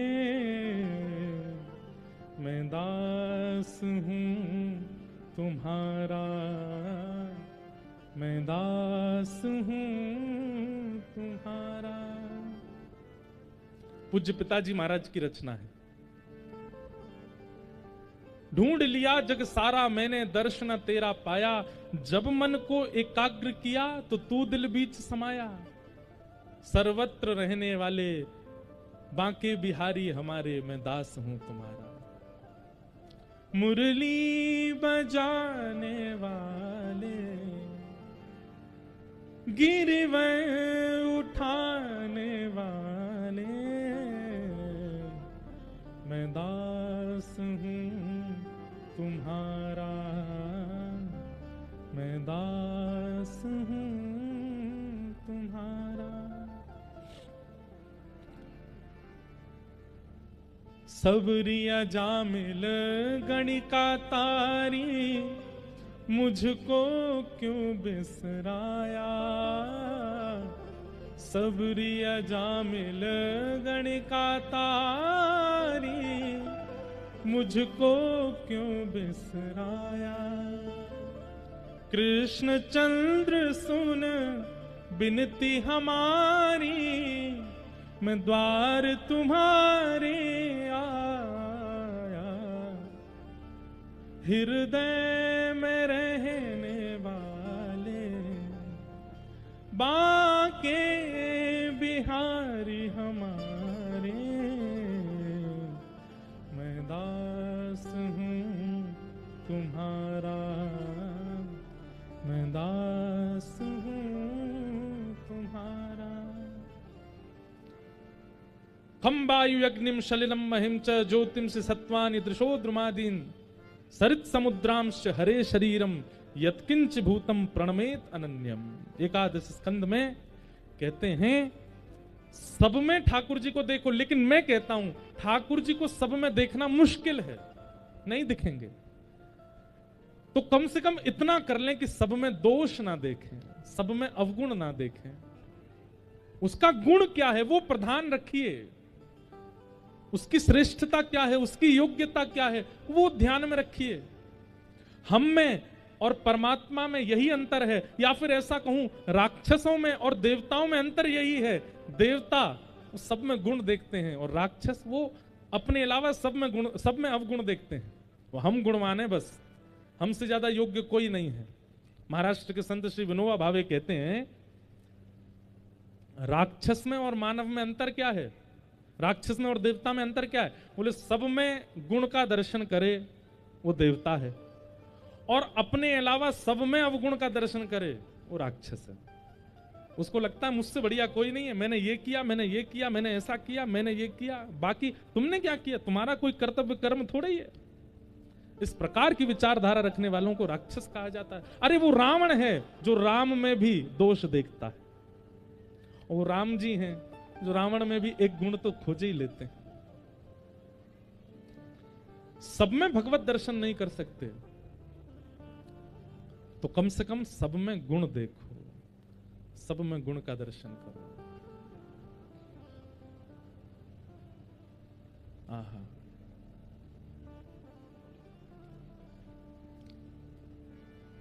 निर्मत्सराणाम सताम। मात्सर्य दोष युक्त होकर के कथा सुनी नहीं जा सकती और ना कही जा सकती है, इसलिए मात्सर्य दोष का त्याग करो। और तीसरी बात क्या कहते हैं, वैद्यम वास्तवमत्र वस्तु शिवदम। विषय, अधिकारी और अब आया संबंध। भागवत जी हमारा किससे संबंध कराती हैं? बोले वैद्यम वास्तवमत्र वस्तु शिवदम। जो वास्तव में संबंध बनाने योग्य हैं उनसे संबंध बनवाती हैं, और वो भी कैसा? शिवदम, कल्याणकारी। इस संसार में वास्तव में संबंध बनाने योग्य केवल एक हैं, श्री कृष्ण। हम लोग नेताओं के पीछे भागते हैं, इनसे संबंध बन जाए हमारा, इनके साथ फोटो खिंच जाए हमारी, सेलिब्रिटीज के पीछे भागते हैं। पर आजकल जमाना बदल रहा, अब युवा कथाकार संतों से कहते हैं हम हमारे संग एक फोटो खिंचवा लो महाराज जी, ये अच्छा है। हम अभी जोधपुर में थे तो एक दिन वहां के महाराज जी हमको बोले, मैंने कहा महाराज जी हमारी वजह से बहुत अव्यवस्था हो गई है, थोड़ी भीड़ बच्चों की ज्यादा हो जाती है। एक बालक तो सुबह से भूखा, रात में 11 बजे मिला मुझे, उसके सब घर वाले बोले इसने सुबह से कुछ खाया नहीं, बोले मिलूंगा एक फोटो खिंचाऊंगा, पैर छूंगा तब कुछ खाऊंगा। मैंने कहा भैया ऐसा संकल्प क्यों लेते हो? तो वहां के जो महाराज जी थे वो, उनसे हमने कहा महाराज जी हमारी वजह से बहुत अव्यवस्था सी हो गई है। तो बोले नहीं नहीं, मैं वो नहीं देख रहा हूं, मैं ये देख रहा हूं कि किसी समय पर फिल्म अदाकारों के पीछे, नेताओं के पीछे लोग भागते थे, अब कम से कम कथा सुनाने वाले के साथ में खड़े होने को ऐसे हो रही है, अच्छी बात है। बोले इन युवाओं को चरस गांजा मदिरा पीने वालों के साथ फोटो खिंचाने का शौक होता था, अब हरी कथा सुनाने वालों के साथ शौक है, तो ये अच्छी बात है। अब धीरे धीरे प्रयास कर रहे हैं कि इस व्यासपीठ से कुछ हो। संबंध बनाने योग्य केवल या तो हरि हैं या हरि के जन हैं। हम तो आपसे एक बात कह दें, संतों से संबंध बना लिया करो। जैसे जो संत मिलते हैं ना, उनसे मत कहो पर मन में मान लो। जैसे कोई जबलपुर में संत मिल गए, नर्मदा जी के तट पर, उनको प्रणाम किया, उनकी छवि बड़ी अच्छी लगी, उनके वक्तव्य बहुत अच्छा लगा, मन में मान ये हमारे चाचा जी हैं, आज से यही हमारे चाचा हैं, असली चाचा यही हैं। वृंदावन के कोई महाराज जी मिले, ये हमारे मामा जी हैं। अयोध्या के कोई महाराज जी, ये हमारे फूफा जी हैं, थोड़ा मुंह फुलाते हैं ना, ये फूफा जी हैं। आहा, संतों से संबंध बना लो। संतों से आप संबंध बनाएंगे, ठाकुर जी आपसे संबंध बना लेंगे। हमारे परम पूजनीय प्रातः स्मरणीय श्री बक्सर वाले मामा जी, कुछ लोगों ने नाम सुना होगा उनका, बड़े सरल, बड़े सीधे, बड़े सहज। श्री नारायण दास भक्तमाली जी महाराज, उनको सब मामा जी कहते थे। तो मैंने एक बार सेवा की उनके उत्सव में भी। मामा जी तो सिया जी के चरणों में विराजते हैं, तो उनका आज तक चलाया हुआ राम सीता विवाह महोत्सव होता बक्सर में। बड़े बड़े महापुरुषों ने वहां कथा की, दास को भी सौभाग्य मिला, हम योग्य तो नहीं है लेकिन फिर भी वहां बुलाया, हमसे कथा कराई। तो मामा जी, एक बार मामा जी से किसी ने कहा, बोले पूरी दुनिया आपको मामा जी कहती है क्योंकि आप सीता जी को अपनी बहन मानते हो, लेकिन सीता जी आपको अपना भैया मानती हैं, इसका क्या प्रमाण है आपके पास? आप सीता जी को बहन मानते हो, इस संबंध से सब आपको मामा बोलते हैं, पर सीता जी आपको अपना भाई मानती है, इसका कोई प्रमाण है? तो मामा जी मुस्कुराए और मुस्कुरा करके बोले, इतने बड़े बड़े भागवत के वक्ता, राम कथा के वक्ता, अनुष्ठानी ब्राह्मण, बड़े बड़े वेदज्ञ तपस्वी महाराज और इतनी सारी जनता एक स्वर में जब हमको मामा जी बोलती है तो हमें लगता है इन सब के माध्यम से सीता जी हमको भैया बोल रही हैं। इतने संतों के द्वारा हमको मामा जी जब कहा जाता है तो ये प्रमाणित है कि सीता जी भी हमको भैया मानती हैं। संबंध बना।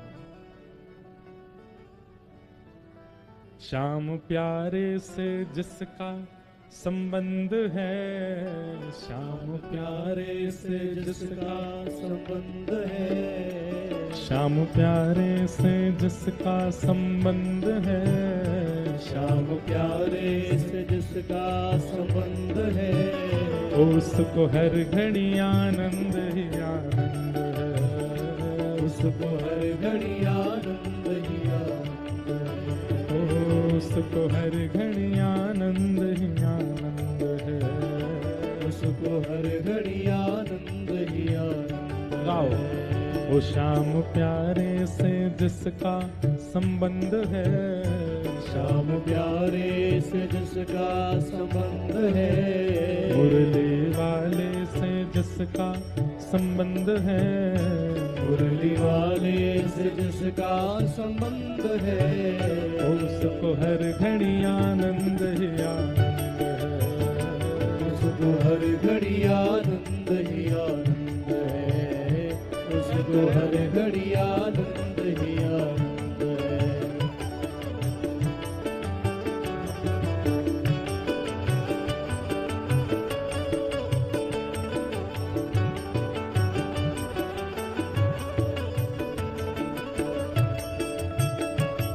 बोलो वृंदावन बिहारी लाल की।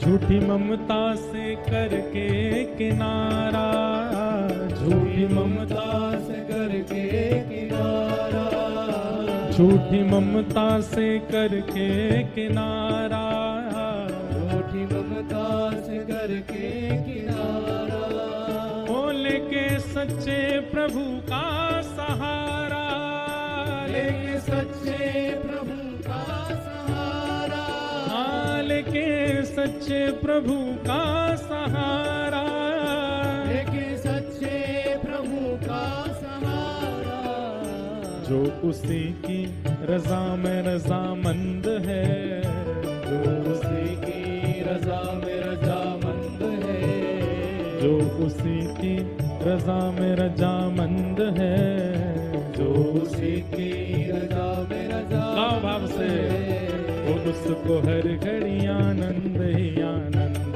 है, उसको हर घड़ी आनंद ही आनंद है, उसको हर घड़ी आनंद ही आनंद है, उसको हर घड़ी आनंद ही आनंद है।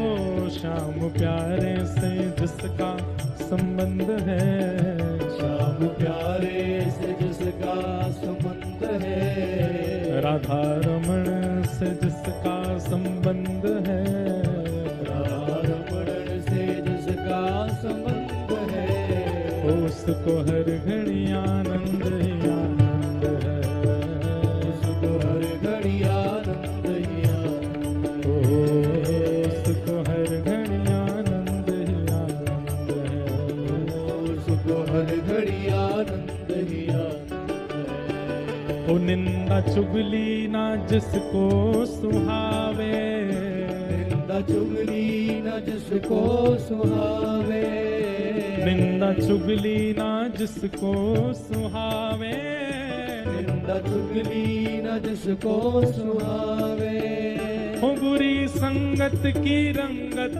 ना भावे, बुरी संगत की रंगत न भावे, हाँ बुरी संगत की रंगत ना भावे, बुरी संगत की रंगत न भावे, जिसको सत्संग हरदम पसंद है, जिसको सत्संग हरदम पसंद है, वो जिसको सत्संग हरदम पसंद है, जिसको सत्संग हरदम गाओ भुजा उठा के, उसको हर घड़ी आनंद ही आनंद, उसको हर घड़ी आनंद ही आनंद, उसको हर घड़ी आनंद ही आनंद है, उसको हर घड़ी आनंद ही आनंद।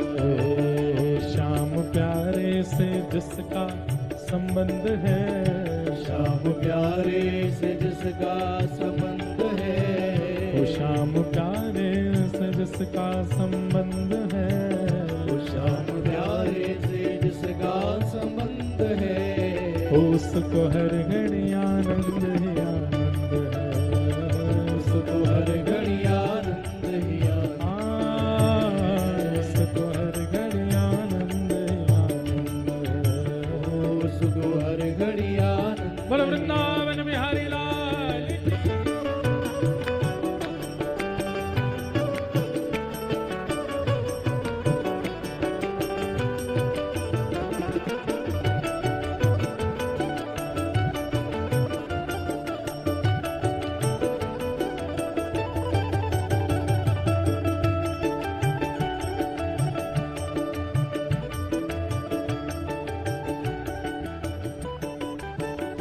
संत ऋषियों की वाणी को माने, संत ऋषियों की वाणी को माने, वो प्रेम भक्ति की महिमा को जाने, प्रेम भक्ति की महिमा को जाने, वो प्रेम भक्ति की महिमा को जाने, प्रेम भक्ति की महिमा को जाने, ओ संत ऋषियों की वाणी को माने, संत ऋषियों की वाणी को माने, ओ प्रेम भक्ति की महिमा को जाने, वो प्रेम भक्ति की महिमा को जाने। और जिसके हृदय में, वो जिसके हृदय में, हाँ जिसके हृदय में बाल मुकुंद है, जिसके हृदय में बाल मुकुंद है, वो जिसके हृदय में बाल मुकुंद है, जिसके हृदय में बाल मुकुंद है, वो उसको हर घड़ी आनंद ही आनंद है, उसको हर घड़ी आनंद ही आनंद है, उसको हर घड़ी आनंद ही आनंद है, उसको हर घड़ी आनंद ही आनंद है, उसको हर घड़ी आनंद ही आनंद है, उसको हर घड़ी आनंद ही आनंद। द्वारिका के नाथ भजो राधे गोविंदा, द्वारिका के नाथ भजो राधे गोविंदा, पुरी जगन्नाथ भजो राधे गोविंदा, पुरी जगन्नाथ भजो राधे गोविंदा, बद्री विशाल भजो राधे गोविंदा, बद्री विशाल भजो राधे गोविंदा, हे राधा रमण लाल भजो राधे गोविंदा, राधा रमण लाल भजो राधे गोविंदा, श्री राधा वल्लभ लाल भजो राधे गोविंदा, श्री राधा वल्लभ लाल भजो राधे गोविंदा, श्री राधा वल्लभ लाल भजो राधे गोविंदा, श्री राधा वल्लभ लाल भजो राधे गोविंदा, हे भजो राधे राधे राधे राधे राधे गोविंदा, भजो राधे राधे राधे राधे राधे गोविंदा, हे भजो राधे राधे राधे राधे राधे गोविंदा, भजो राधे राधे राधे राधे राधे गोविंदा, हे भजो राधे राधे राधे राधे राधे गोविंदा, भजो राधे राधे राधे राधे राधे गोविंदा, श्री वृंदावन चंद भजो राधे गोविंदा, श्री वृंदावन चंद भजो राधे गोविंदा, प्यारे राधा गोपीनाथ भजो राधे गोविंदा, हरे राधा गोपीनाथ भजो राधे गोविंदा, प्यारे मदन मोहन लाल भजो राधे गोविंदा, हरे मदन मोहन लाल भजो राधे गोविंदा, ओ प्यारे गिरधर गोपाल भजो राधे गोविंदा, हरे गिरधर गोपाल भजो राधे गोविंदा, हे भजो राधे राधे राधे राधे राधे गोविंदा, भजो राधे राधे राधे राधे राधे गोविंदा, हे भजो राधे भजो गोविंदा, राधे गोविंदा। भजो। इतनी संख्या में आप लोग बैठे हो, अरे हमसे ऊंचा स्वर आप लोगों का होना चाहिए। कई लोग मुझे बोल रहे, हम लोग महाराज जी भोपाल से आए कथा सुनने, कई लोग सोच रहे हम जबलपुर से आए थके आ रहे, अरे हम तो वृंदावन से आए कथा सुनाने, आपसे ज्यादा दूरी तो हमारी है। वास्तव में कीर्तन में कथा में पूरी मेहनत हमारी हो रही है, आप तो बैठे हो आराम से, कुछ कर ही नहीं रहे।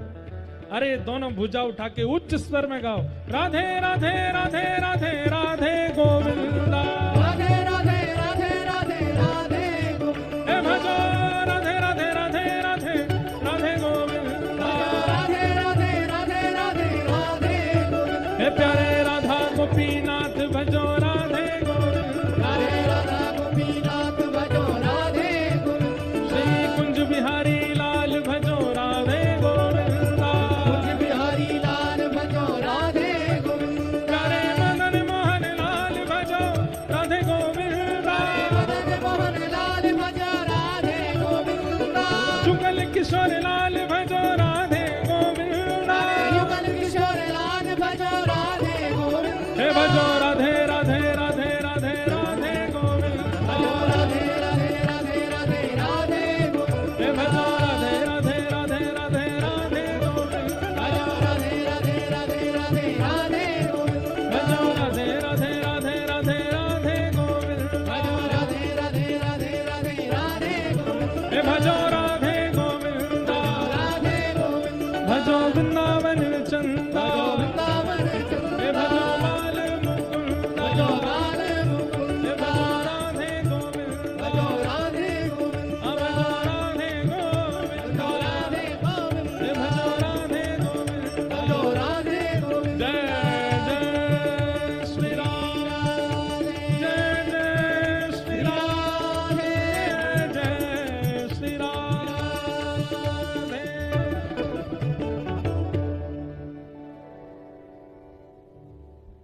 झूठी ममता से करके किनारा, झूठी ममता से करके किनारा, हो लेके सच्चे प्रभु का सहारा, होने के सच्चे प्रभु का सहारा, जो उसी की रजा में रजामंद है, जो उसी की रजा में रजामंद है, जो उसी की रजा में रजामंद है, जो उसी की रजा में रजामंद है, उसको हर घड़ी आनंद ही आनंद। तापत्रयोन्मूलनम, ठाकुर जी से संबंध और स्वार्थ का संबंध नहीं। आप एक बात बहुत अच्छे से विचार कीजिएगा, कोई व्यक्ति आपसे केवल स्वार्थ से मिलने आता है तो आपको स्वयं भी अच्छा नहीं लगेगा। भले ही आपका रूप बहुत सुंदर है, लेकिन सामने वाला व्यक्ति आपसे केवल इसलिए मिलने आता है क्योंकि आपका स्वभाव, गुण, विचार, इससे उसको कोई फर्क नहीं पड़ता। आप दिखते सुंदर हो, आपको यह बात पीड़ा देगी। मेरी वास्तविकता इसको स्वीकार नहीं, केवल बाह्य रूप पर प्रेम करता है। आप बहुत धनवान हो और किसी काम के नहीं हो, लेकिन धनवान हो इसलिए आपसे कोई प्रेम करता है। आपको यह बात जब पता चलेगी कि केवल मेरे धन की वजह से इसका प्रेम है, आपको अच्छा नहीं लगेगा। हमारी प्रीति भी ठाकुर जी से केवल स्वार्थ की है। सुर नर मुनि जन की यह रीति, स्वार्थ लाग करहीं सब प्रीति, सबका स्वार्थ है। हमारी कथा कहने का केवल एक उद्देश्य है कि सबके जीवन में निस्वार्थ प्रेम प्रकट हो। ठाकुर जी स्वार्थ से भजने वाले नहीं हैं। ठाकुर जी को तो निस्वार्थ भाव से भजो, कुछ कामना नहीं। कभी प्रयास करके तो देखिए, आप रोज मंदिर जाते हैं, रोज हनुमान जी पर जाते हैं, रोज शंकर जी पर जाते हैं, रोज कहीं जाते हैं, एक बार एक महीना हमारे कहे से बिल्कुल निस्वार्थ, कुछ कहना ही नहीं है, निस्वार्थ भाव से आप जाइए तो सही। महाप्रभु जगन्नाथ जी का दर्शन करने लाखों लोग रोज दर्शन करते हैं, पर आप यदि आपको कोई ऐसा इक्विपमेंट मिल जाए जिससे आप लाखों दर्शनार्थियों के हृदय की बात पढ़ लो कि जगन्नाथ जी से जाके क्या बोलते हैं, कोई दुखी है, कोई पत्नी से दुखी, कोई बच्चों से दुखी, कोई परिवार से दुखी है, किसी को कुछ चाहिए, किसी को डिग्री चाहिए, किसी को रैंक चाहिए, किसी को जॉब चाहिए, किसी को धन चाहिए, लाखों में से एक भी ऐसा नहीं होगा जो निस्वार्थ भाव से गया हो।